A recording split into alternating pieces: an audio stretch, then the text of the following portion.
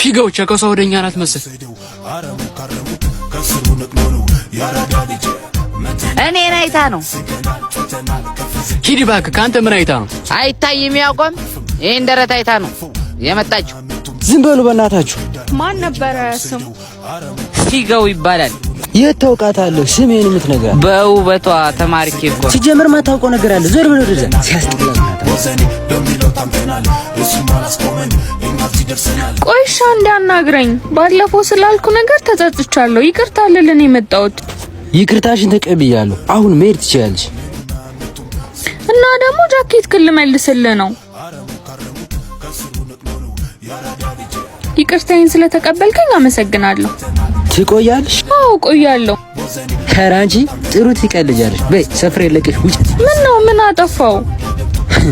ዳህቶጅም ትንሽ ከቆየሽ ድህነት ይጋባሻል። ማማዬ ዱርዬ ነው ብለሽ የዘጠኝ መስሎሽ? ዱርዬ እውነት ነው፣ ቀና ነው መንገዱ። ካለውም ያካፍላል፣ ካጣም ያፍናል ወዱ። ዱርዬ እኮ ማለት ቂም የለም በወዱ። ለጠለው መራራል፣ ወደደው የሚሞት በፍቅር የሚያምን ይሄ ነው ዱርዬነት። ሁሉን አቻችሎ የሚኖር አንድነት።